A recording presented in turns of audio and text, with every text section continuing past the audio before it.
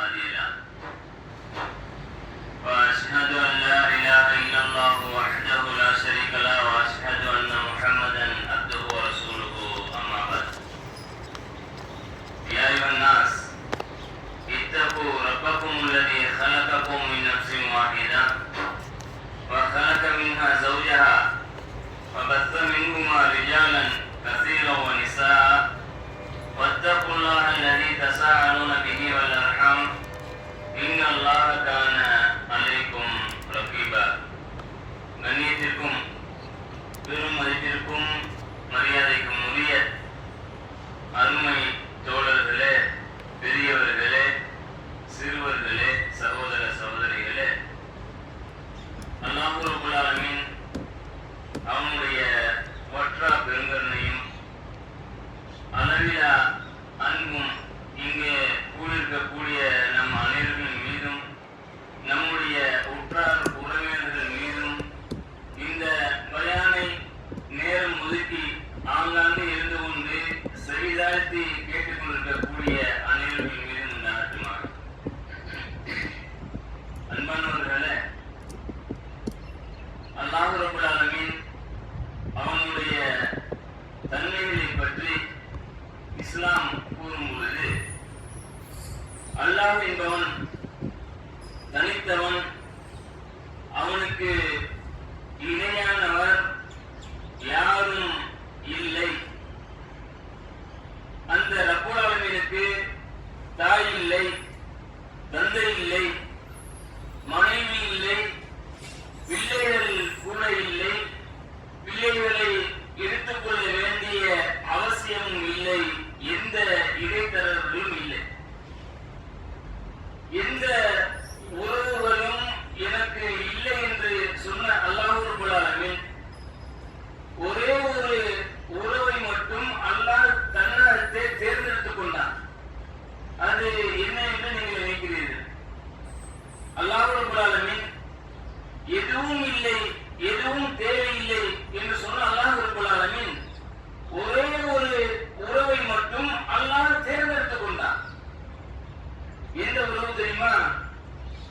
இன்றெல்லாம் கண்ணியம் காக்கக்கூடிய ஒரு உன்னதமான உறவு என்பது நட்பு.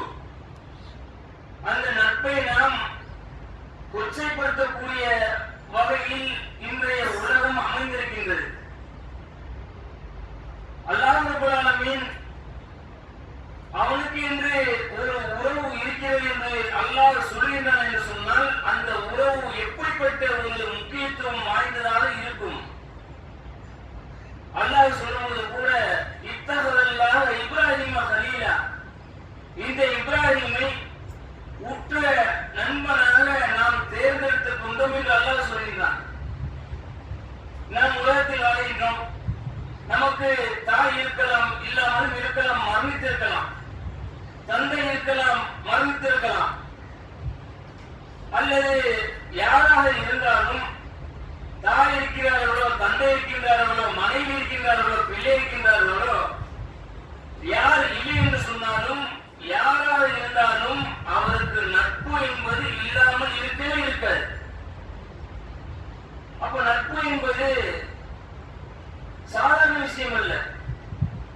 அல்லாஹ் ரப்பல் ஆலமீன் தாயை, தந்தையை எந்த அளவுக்கு அல்லாஹ் உயர்த்தி வைத்திருக்கின்றானோ, மதிப்பு கொடுத்திருக்கின்றானோ, அந்த அளவுக்கு அல்லாஹ் ரப்பல் ஆலமீன் நட்புக்கும் ஒரு முக்கியத்துவத்தை அல்லாஹ் கொடுத்திருக்கின்றான். அப்ப வாழக்கூடிய இந்த காலம் என்பது ரொம்ப ஒரு அற்பமான காலம். இன்றைய உலகத்தை எடுத்துக்கிட்டோம்னா யாருக்கு எப்பொழுது மரணம் என்று தெரியாது. சில பேர் நினைத்துக் கொள்ளலாம், நம்ம உடம்பு கட்டுக்கோப்பான உடம்பு, நல்ல ஜிம் பாடி, நம்முடைய பாடி செக்கப்பு மாசம் மாசம் பண்ணிட்டு இருக்கிறோம், கரெக்டா இருக்குது என்பதை வைத்தெல்லாம் நாம் டெய்லியும் வாக்கிங் போயிட்டு இருக்கிறேன், வந்துட்டு இருக்கிறேன், எனக்கு நல்ல உடம்பு கட்டுக்கோப்பா இருக்குது என்று வைத்துக் கொண்டாலும் இதை வைத்தெல்லாம் நமக்கு மரணம் வராது என்று தீர்மானிக்க முடியாது. எனக்கு என்னோடு பயணித்த வெளிநாடுகளில் இருந்த ஒரு நண்பர், நல்ல உடம்பு, ஆரோக்கியமான உடம்பு, வயது 60 தாண்டிய ஒரு வயது. எப்பவும் போல பஜர் தொழுதுட்டு வீட்டில் வர்றாரு. எப்பவும் போல பஜர் தொழுது விட்டு டீ குடிக்கிறாரு. டீ குடிச்ச நேரத்துல உடனே ஒரு வாமிட்டு வருது. உடனே மரணம். சுபஹானல்லாஹ். 2-3 நாட்களுக்கு முன்னால் நம்முடைய ஒரு கொள்கை சகோதரர், நல்ல உடல், ஆரோக்கியமான உடம்பு, எந்த நோயும் இல்லாதவரும், இந்த நோயும் இல்லாதவருக்கு, அவருடைய அந்த பேரன் பேத்தியெல்லாம் ஸ்கூல்ல இருந்து கூட்டிட்டு விட்டுட்டு வந்துடுறாரு.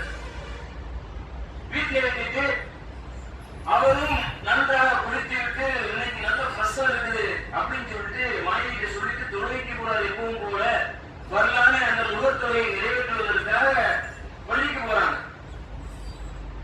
போயிட்டு எப்பவும் போல தொழுவிட்டு தொழுகை முடிந்துவிட்டு வீடு திரும்புவதற்காக பைக்கில் ஏதான் உட்கார்றாரு. அப்படியே சாய்ந்தவராக மரணம். சுபஹானல்லாஹ். நினைச்சு பார்த்திருக்க மாட்டாங்க. ஒரு கணம் கூட முந்தாத அளவுக்கு பிந்தாத அளவுக்கு ஒரு டைம் கொடுத்தா கூட ஒரு லாஜாக சொல்லலாம். ஏதோ மாதிரியா வருது, ஒரு லாஜாக சொல்லலாம். அல்லது ஏதாவது ஒரு கனிமா சொல்லக்கூடிய ஒரு நிலைமைகள் ஏற்படும். நல்ல திரவத்தமான உடம்பு, நம்முடைய கொள்கை சகோதரர் அப்படியே சரிஞ்சு வந்தாரு. அதே போன்று ஒரே தெருவை சேர்ந்த 2 சகோதரர்கள், 3 பேர், உற்ற நண்பர்கள், இளைஞர்கள், நல்ல திடகாத்திரமான உடம்பு. அவர்களை பார்த்தாலும் இவங்கெல்லாம் ஒரு நோய் பிடிக்காத அளவுக்கு அவ்வளவு ஆரோக்கியம், திடகாத்திரம். ஆனால் மறுநாள் இப்போ வருது. ஒரே நாளில் அந்த 3 பேர்ல 2 இளைஞர்கள், திடகாத்திரமான அந்த இளைஞர்கள் மறைஞ்சு போனாங்க. சுபஹானல்லாஹ். இந்த ஆரோக்கியத்தை வைத்தோ அல்லது நாம் திடகாத்திரமாக இருக்கின்றோம் என்பதை வைத்தோ நாம் டெய்லியும் டாக்டர் சொல்ற மாதிரி போயிட்டு வந்துட்டு இருக்கிறோம், மாத்திரை போட்டுட்டு இருக்கிறோம் என்பது போன்றோ இதை வைத்தெல்லாம் மரணம் என்று தீர்மானிக்காது. நாம் சொல்லக்கூடிய நிலை என்று சொன்னால், இந்த உலக வாழ்க்கை என்பது அற்பத்திலும் அற்பம். அப்ப வாழக்கூடிய காலங்கள்ல இருக்கக்கூடிய மனிதர்கள்ல ஒரு நல்ல உள்ளங்களை, நல்ல நண்பர்களை தேர்ந்தெடுத்து வாழ்வதுதான் மறுமைக்கு வெற்றி தரக்கூடியதாக இருக்கும்.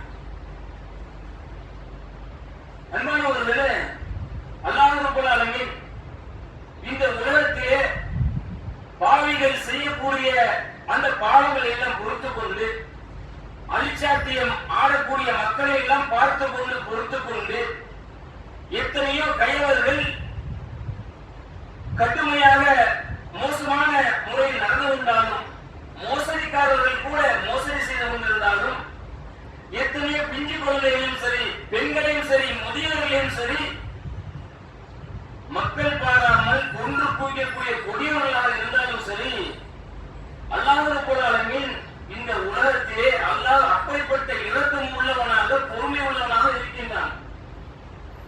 ஆனால் மறுமை நாள் என்பது எப்படி தெரியுமா? இந்த உலகம் முதல் சூழ் ஊழப்படும். எது எதெல்லாம் கட்டுமையாக இருக்கிறதோ, திடகாத்திரமாக இருக்கிறதோ, அப்படிப்பட்ட மலைகளாக இருக்கட்டும், யாராக இருக்கட்டும், இந்த வானமாக இருக்கட்டும், இந்த பூமியாக இருக்கட்டும், வானம் பூமிக்கு இடையில் உள்ள எதாக இருக்கட்டும், அனைத்தும் தூக்கி வீசப்பட்டு பஞ்சு பஞ்சாக ஆகிவிடும். ஆகிவிட்ட பிறகு அனைவரும் மூச்சையாகிறார்கள். அல்லாஹ்வுடைய முகம் மட்டும் நிலைத்திருக்கும். முதல் சூர் எல்லாரும் மூச்சையாகிறாங்க. பூமியில் யார் யாரெல்லாம் எந்த ஜீவராசிகள் உயிரோடு இருக்கிறதோ அனைத்தும் செத்து மடிந்துவிடும். அல்லாஹ்வுடைய முகம் மட்டும் நிலைத்திருக்கும். அந்த நாள்ல 2வது சூர் ஊழப்படும். பூமியில் அடக்கப்பட்ட, பூமியில் சிதறி கிடக்கக்கூடிய யாராக இருந்தாலும் அவர்கள் எல்லாம் அழைத்து செல்லக்கூடிய அழைப்பாளர்களை கொண்டு, நரகத்திற்கு இழுத்து செல்லக்கூடிய அந்த இழுப்பாளர்களை கொண்டு மனிதர்கள் அந்த அல்லாஹ்வை முன்னோக்கி நகருவார்கள். அந்த நாள் என்பது அல்லாஹ் நரகத்திற்கு கட்டளையிடுவான். நரகம் மனிதர்களுக்கு முன்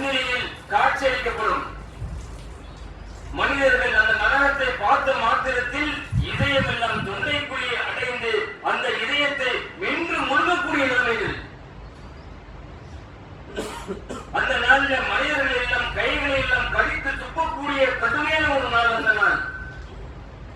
சூரியன் தலைக்கு அருகாமையில் அமைக்கப்பட்டு தலைக்கு ஒரு ஜான் அளவுக்கு, ஒரு முழம் அளவுக்கு, ஒரு மைல் அளவுக்கு, அந்த அளவுக்கு நெருக்கத்தில் அல்லாஹ் ரப்பல் கொண்டு வருவான். மனிதர்கள் எல்லாம் நரகத்தை பார்த்த மாத்திரத்தில் காலிலே எல்லாம் நிலைபுத்தி நிற்பார்கள். அந்த நாள் என்பது மிகவும் கடுமையான நாள். அந்த நாளில் அல்லாஹ் ரப்பல் ஆலமீன் அவனுடைய கோபம், கடும் கோபம் கொண்டவனாக இருப்பான். அனைத்து மனிதர்களும் யாராக இருந்தாலும் நபிமார்கள் உட்பட அந்த நாளில் யா நப்சி யா நப்சி, என்னை காப்பாற்றுறல்லா என்னை காப்பாற்றுறல்லா என்று அவர்களை பாதுகாத்துக் கொள்வதே போதுமாகிவிடும். அந்த நாளில் நரகம் கூக்குரல் இடும். ஹல்மின் நசீர், நரகத்திற்கு உரியவர்கள் இன்னும் இருக்கின்றார்களா, இன்னும் இருக்கிறார்கள் என்று கேட்டுக்கொண்டிருக்கும். அந்த அடக்கி ஆளக்கூடிய ரப்பல் ஆலமீன் அந்த நரகத்தின் மீது எந்த அளவுக்கு கடுமையாக கோபம் இருப்பான் என்று சொன்னால், நரகத்தின் மீது அவனுடைய பாதத்தை வைப்பான். கத் கத், போதும் போதும், நரகம் அடங்கிவிடும். அந்த அளவுக்கு அல்லாஹ் ரப்பல் ஆலமீன் கடுமையான உச்சகட்ட கோபத்தில் அல்லாஹ் இருப்பான். அப்ப அந்த நாளில் நமக்கு முன்னாடி மரணித்த தாயாக இருக்கட்டும், தந்தையாக இருக்கட்டும், யாராக இருக்கட்டும், அந்த நாளில் ஒரு மனிதன் தன்னுடைய தாயை பார்ப்பான், தன்னுடைய தந்தையை பார்ப்பான், சகோதரனை பார்ப்பான். பார்த்துவிட்டு எல்லாம் விருந்து ஓடக்கூடியவர்களாக இருப்பார்கள். யௌம யஃபிர்ருல் மர்உ மின் அஹிஹி உம்மிஹி வ அபீஹி வ ஸாஹிபத்திஹி வ பனீஹி. ஒரு மனிதன் தாயை விட்டு விரண்டு ஓடுவான், தன்னுடைய தந்தையை விட்டு விரண்டு ஓடுவான், தன்னுடைய சகோதரனை விட்டு விரண்டு ஓடுவான். என்னுடைய மனைவிக்காக நான் அனைத்தையும் பயிர்த்திருந்தேன், சொந்த ஒருவரையும் தூக்கி வீசிருப்பான மனைவிதான் முக்கியம் அப்படின்னு சொல்லிட்டு மார்க்கத்தை மறந்தவர்களாக, மார்க்கம் என்ன போதிக்கின்றது என்பதை மறந்தவர்களாக மனைவிதான் மனைவிதான் என்று கல்யாணம் முடிச்ச நேரத்தில் தாயை தூக்கி வீசுறாங்க, தந்தையை தூக்கி வீசுறாங்க, மனைவி போதும். அப்படிப்பட்ட பாசம் இருந்த மனைவியாக இருந்தாலும் அந்த மனைவியை பார்த்த மாத்திரத்தில் கூட விரண்டு ஓடுவான். அந்த நாளில், அந்த நாள் மிக கடுமையான நாள். அன்பானவர்களே, அவரவர்கள் சிதறிக்கப்பட்ட ஈசர்களை போன்று சிதறிக்கப்பார்கள். கடுமையான நாள் அந்த நாள். அந்த நாளிலே ஒரு மனிதன் உலகத்தில் வாழும் பொழுது யாருக்கும் நட்பு என்பது இல்லாமல் இருக்காது. தாயை தந்தை தன்னை சகோதரன் உறவுகளை பார்த்த மாத்திரத்தை விரண்டு ஓடக்கூடிய ஒரு மனிதன் ஒரு நண்பனை பார்த்த மாத்திரத்தை எப்படி இருப்பான் தெரியுமா? அந்த நாளில் நண்பனை பார்ப்பான். நண்பன் நண்பனுக்காக உயிரை கூட கொடுப்பேன் என்று சொன்ன நண்பர்கள் கூட அந்த மறுமை நாளில் ஒரு மனிதன் தன்னுடைய நண்பனை பார்ப்பான். ஒரு மனிதன் தன்னுடைய நண்பனை பார்ப்பான், பார்த்து முகத்தை திருப்பியவனாக.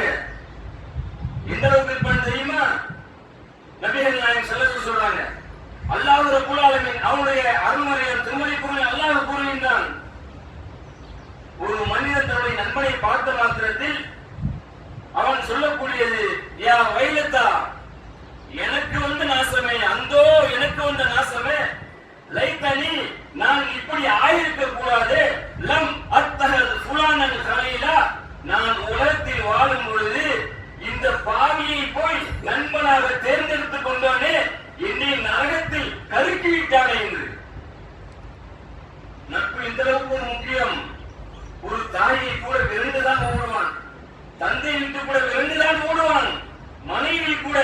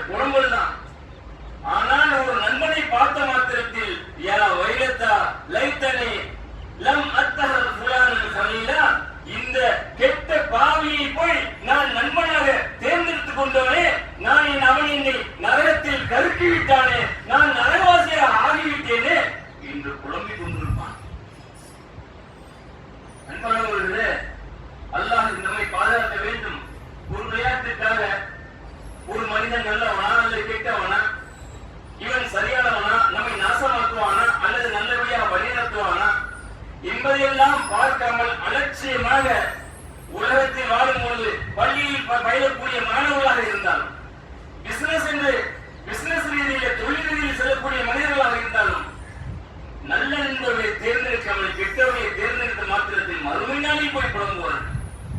நபிகள் நாயகம் ஸல்லல்லாஹு அலைஹி வஸல்லம் சொல்றாங்க, முன்னொரு காலத்தில்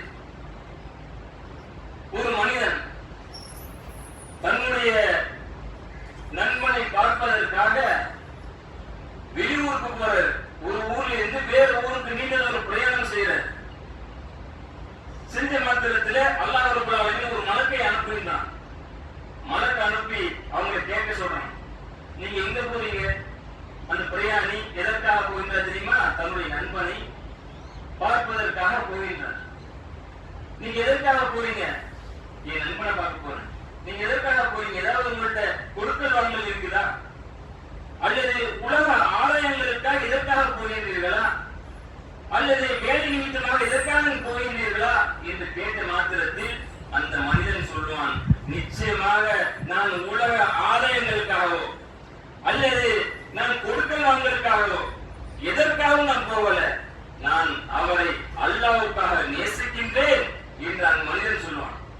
அப்ப அல்லாஹ் சொல்றான், இந்த மனிதன் அவனுடைய நண்பனை எப்படி அல்லாஹ்வுக்காக நேசிக்கின்றானோ அதை விட பல மடங்கு இவனை நான் நேசிக்கின்றேன்.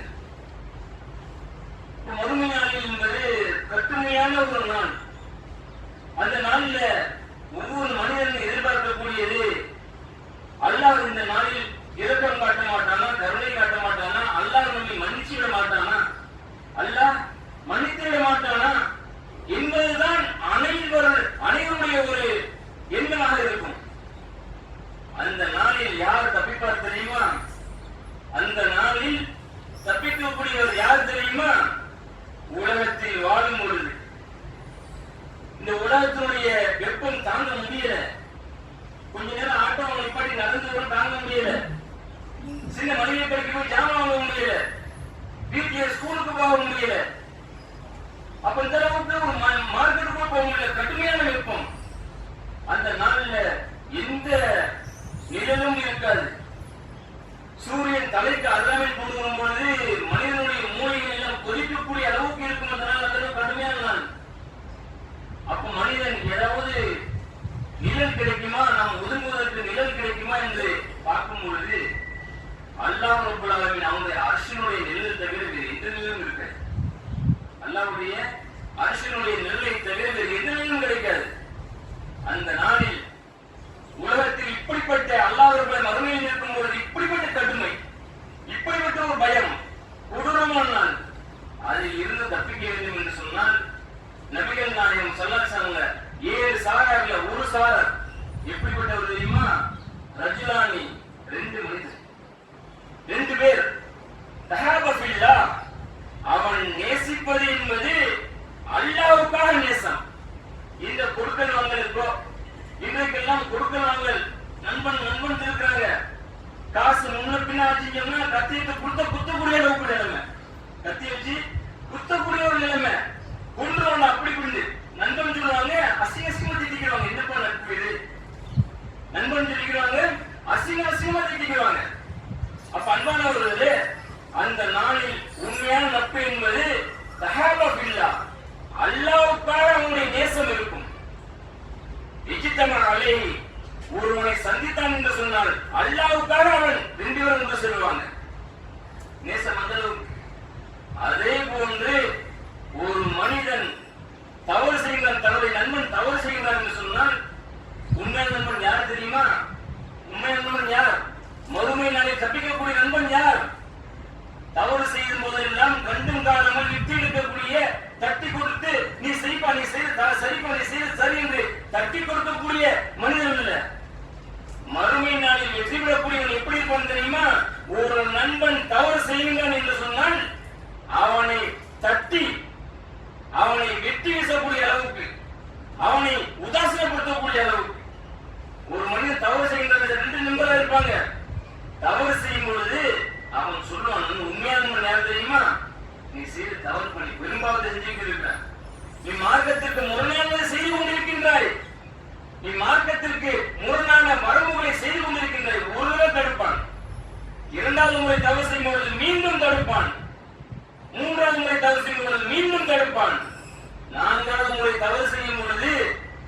இப்படிப்பட்ட நட்பு எனக்கு தேவையில்லை என்று தூக்கி வீசிவிட்டு யார் அல்லாஹ்வுக்காக வருகின்றாரோ அப்படிப்பட்ட மனிதரை அல்லாஹ் மறுமை நாளில் அல்லாஹ் அழைப்பான். என்னுடைய தோழரே, எனக்காக நேசம் கொண்டு எனக்காக பிரிந்த என்னுடைய தோழரே, என்னுடைய அடியானே, என்னுடைய அரசனுடைய நிழலின் கீழ் நீ வந்து நீ என்று அல்லாஹ் கட்டளையிடுவான். அப்ப அன்பானவர்களே,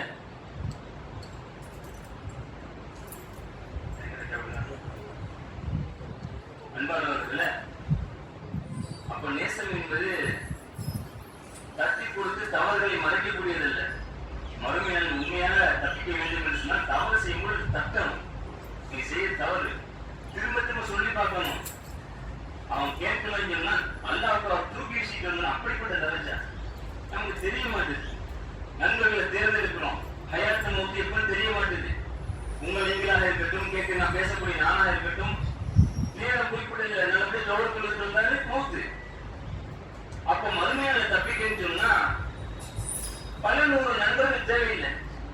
ஒரே ஒரு மனிதராக இருந்தாலும் அவரை அல்லாஹ்வுக்காக நேசிச்சேன்னு சொன்னா இந்த பயானை கேட்ட பிறகு நம்ம முடிவெடுக்கிறோம், கெட்ட நண்பர்கள் ஒருபோது பேருக்கு நன்று ஆக்கக்கூடாது, நம்ம நரகவசியா போயிடுவோம்.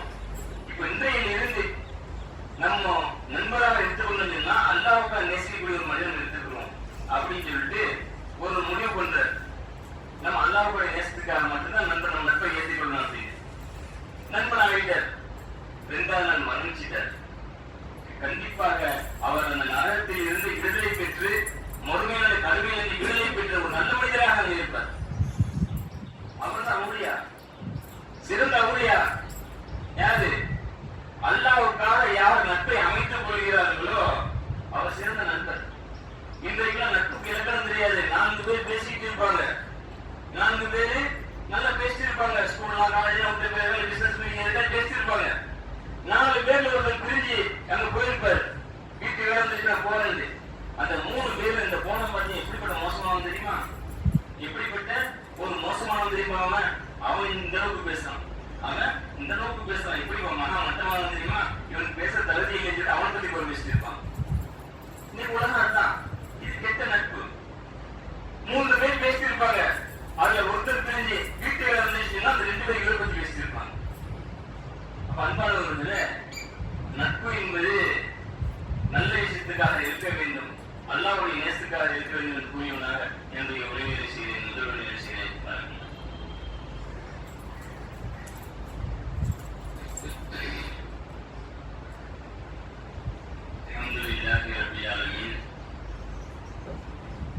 அன்பானவர்களே, உங்களை அங்க இருக்கக்கூடிய மக்கள் எனக்கு தெரியாது. சில முகம் தெரியும், சில முகம் பல முகம் தெரியாது. இப்போ உங்களை பற்றி நீங்க நல்லவரா கெட்டவரா நான் தெரிந்து கொள்ளன்னு சொன்னா உங்கள்ட்ட நேரம் வந்து கேட்கன்னு தேவையில்லை. நீங்க யாரோடு சேர்ந்து யாரோட நட்பு வைத்துக் கொள்கிறீர்கள், உங்களுடைய நட்பு வட்டாரம் யார் என்பதை நான் பார்த்தாலே நீங்கள் இப்படிதான் இருக்கிறீர்கள் புரிந்து கொள்ள முடியும். அன்பானவர்களே, மக்களுடைய பார்வைக்கும் இவன் என்னப்பா இவங்களோட சேர்ந்துட்டீங்க, அப்ப இவன் இப்படிதானா என்று சொல்லக்கூடிய நிலைமை. இன்றைக்கெல்லாம் உலகம் வந்து மாறி போச்சு. நல்ல அமைதியான பிள்ளைகளா இருக்காங்க, நல்ல அமைதியான பிள்ளைகளா இருக்காங்க. அவங்க நட்பு சரியில்லை. ஒரு நாள்ல நல்ல கண்ணியமான வாப்பாக்கும் அம்மாக்கும் ஒரு ஆபத்து ஏற்படுத்தக்கூடிய அளவுக்கு, ஒரு மன உளைச்சல் ஏற்படுத்தக்கூடிய அளவுக்கு வேறமான லெவல்ல மாறிடுறாங்க. நமக்கும் பிள்ளைகள் இருக்கிறாங்க. நம்முடைய பிள்ளைகள் நல்லபடியா சாலையான பிள்ளையாக வரணுங்கிறத ஒருத்தவங்களுடைய நோக்கமா இருக்கும். எல்லாருடைய உண்மையான தாய் தந்தைக்கு நோக்கம் அப்படிதான் இருக்கும். என் பிள்ளை நல்ல பிள்ளையா வரணும், என் பிள்ளை சாலையான பிள்ளையா வரணும், என் பிள்ளை படிச்சு நல்ல வரணும், இம்மையும் சரி மறுமையும் சரி வெற்றி பெறணும், துவா செய்வோம். ஆனா அப்படி துவா செய்யக்கூடிய பெற்றோர்கள் தன்னுடைய பிள்ளை சாப்பிட்டுச்சா வெளிநாட்டில் உள்ளவங்களா இருக்கு, உலகத்தில்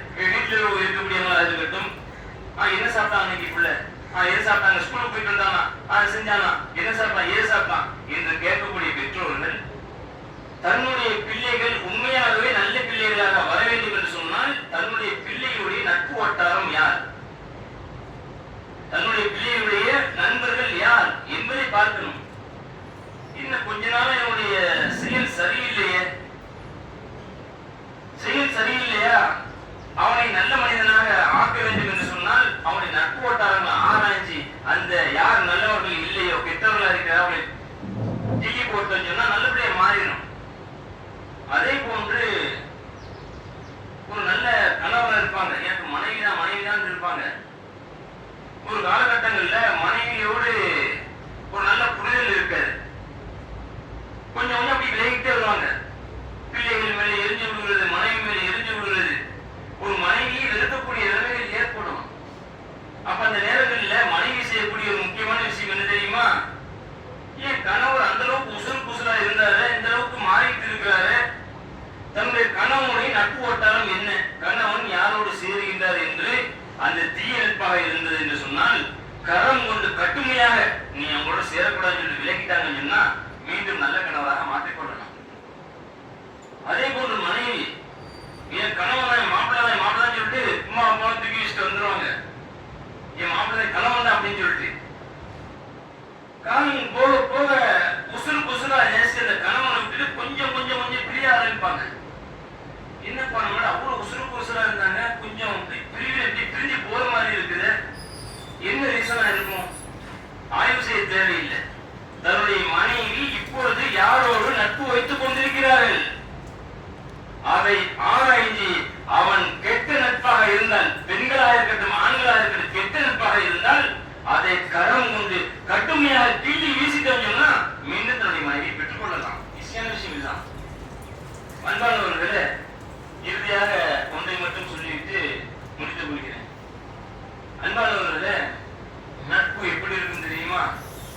நட்பு நபிகள் நாயகம் ஸல்லல்லாஹு அலைஹி வஸல்லம் அவங்களுக்கு அவங்க வாழ்ந்த காலத்துல சஹாபாக்கள் நண்பர்கள் எத்தனையோ லட்ச மக்கள் இருந்தாங்க. ஆனால் நபிகள் நாயகம் ஸல்லல்லாஹு அலைஹி வஸல்லம் அவங்க நண்பராக தேர்ந்தெடுத்தது ஒரே ஒரு மனிதர் தான். அஸ்ஹாபி எழுதியிருப்பாங்க, ஹதீஸ்ல வரும். ஆனால் நபிகள் நாயகம் ஸல்லல்லாஹு அலைஹி வஸல்லம் ஒரே ஒரு மனிதன் தேர்ந்தெடுத்தாங்க. அது எப்ப தெரியுமா? நபிகள் நாயகம் ஸல்லல்லாஹு அலைஹி வஸல்லம் அவங்க அரபாவுடைய நாள்ல ஒட்டகத்தின் மீது ஏறி பயன் பண்ணிட்டு இருக்காங்க. அல்லாஹ் ரப்பல் ஆலமீன் ஒரு அடியானத்தில் கேட்ட, இந்த உலகம் வேண்டுமா அல்லது மறுமை வேண்டுமா என்று கேட்டான். இந்த உலகம் வேண்டுமா, எண்ணத்தில் உள்ளது வேண்டும் என்று கேட்ட நேரத்தில் அந்த அடியான் எண்ணத்தில் உள்ளதை தேர்ந்தெடுத்துக் கொண்டார் என்று சொன்ன நேரத்தில் அனைத்து சஹாபாக்கள் சந்தோஷத்தில் இருக்கிறாங்க.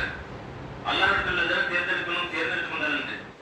ஆனால் ஒரே ஒரு மனிதன் மட்டும் தேம்பி அந்த லட்சக்கணக்கான சஹாபாக்களுக்கும் சத்தம் விளங்கக்கூடிய அளவுக்கு தேம்பி அழுகிறார்.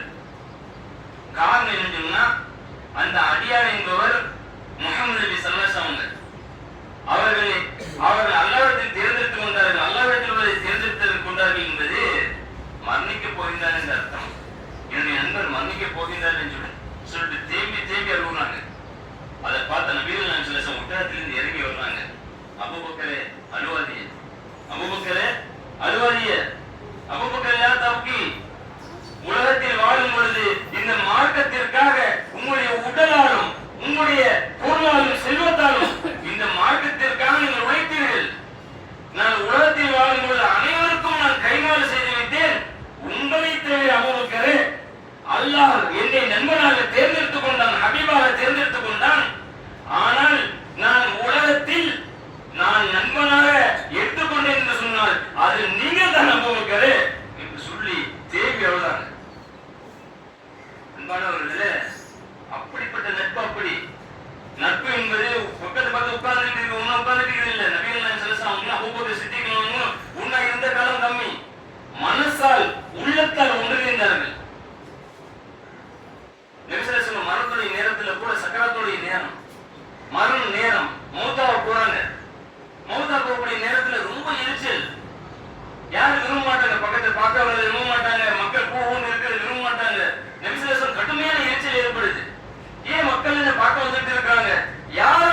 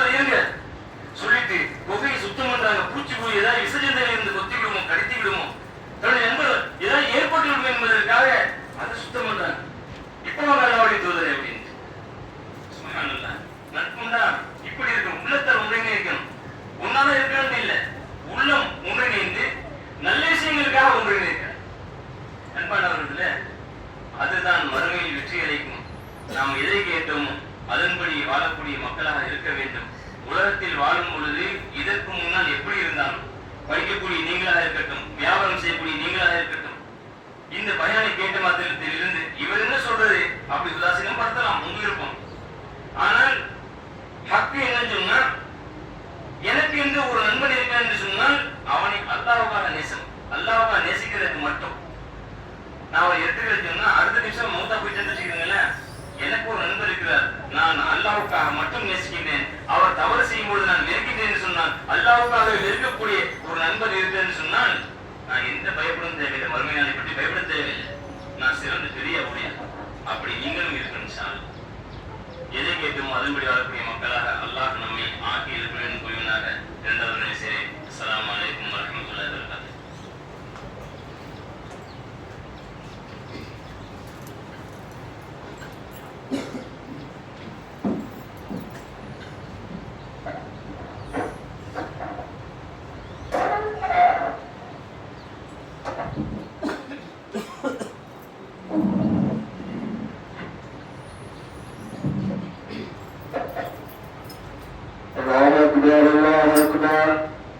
أشهد أن لا إله إلا الله أشهد أن محمدا رسول الله حي على الصلاة حي على الفلاح قد قامت الصلاة قد قامت الصلاة الله أكبر الله أكبر لا إله إلا الله.